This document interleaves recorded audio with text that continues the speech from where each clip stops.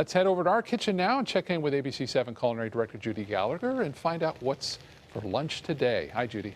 Well, hi there, Scott. Excuse me, I'm really excited because I stopped by Geyer's Sausage Kitchen and picked up their fresh chicken sausage, and I thought, now I know I'm going to start with sausage. What else am I going to do? Great news. They sell some produce now, so I was able to get some summer squash and zucchini, garlic, and red and yellow peppers. And the one thing they didn't have is tomatoes, and I love that they told me the reason why is they are not getting them in good quality, being that it's small. So I happened to be at Whole Foods and got the baby organic yellow tomatoes on sale. They're going to be a great burst of flavor to go with the chicken sausage, and of course some delicious pasta. This is porcini pasta, and they had it again right at Geyer's. So some basil from my garden, some great herbs, and a lot of garlic, and we have a summertime pasta dish I think you're going to like. A little simple dish, porcini pasta, and I'm using chicken sausage. I love Geyer's. I love their homemade sausage. And now that they have more ingredients, it's getting better.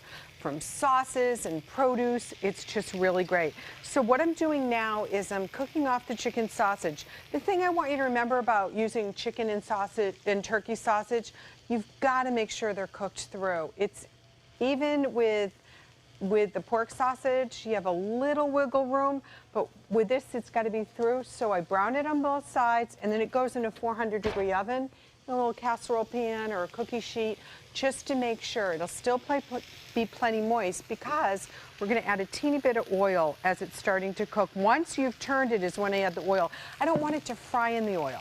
Now I'm going to teach you the easiest trick in the world. Easy, right? You're going to take some basil, snap it open, stuff it in a mason jar, and fill it with olive oil.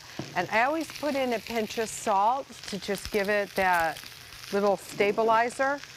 Put a seal on it in your mason jar. For days that will last, and you have your own basil oil. Obviously, the longer it lasts, the better. The expression of the basil is going to come through. Keep it in a cool, dark place. So what I usually do is I just put it near an air conditioning vent in a brown paper bag, but make sure you seal it tight. Now you have basil oil, and this is a great gift to give people that come for dinner as their treat home. So once the sausage is, it's still got a long way to go. I'm going to start cutting it into thirds, and that's going to kind of be the portion size, scraping down on that, and that one I'll let it go a little bit more. I'm using an old pan, so if I put a scratch or two in it, so be it. But if it's a new pan, make sure they're done before you cut through it so you don't scratch your pan. I've already pre-cooked the pasta. Again, if you don't like porcini mushrooms, they have wild garlic, they have spinach, all sorts of pastas. What we're going to do is when we come back, I'm going to saute the vegetables, burst out the tomatoes in with the sausages, and then we're going to toss it all together with some great Italian seasoning and truffle oil. So I'll be right back and finish the dish. Hey there, Scott. I'm glad you flew in. Your lunch will be served in just a moment along with a complimentary beverage. So we have the chicken sausage, nice and brown. It's really looking good. I just added some zucchini and summer squash. If you want to omit pasta, get one of those spiralizers and you can make your own pasta out of the zucchini. But I already added the yellow and red peppers, so gave it a chance to get a little brown. Let's go back to the oven. Remember I told you that I was finishing off the chicken sausage. I cut them in thirds, and I just popped in a little more of the homemade basil oil.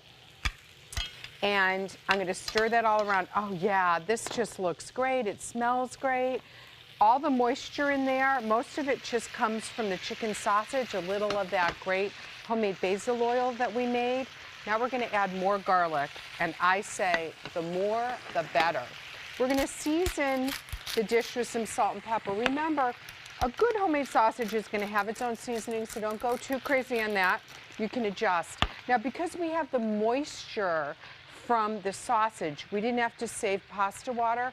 I always keep a little chicken stock on hand just in case I need the moisture as we add the pasta. So as this all comes together, and I want, other than the peppers that I wanted to kind of marry in, the other veggies I really want to make sure that they're kept al dente.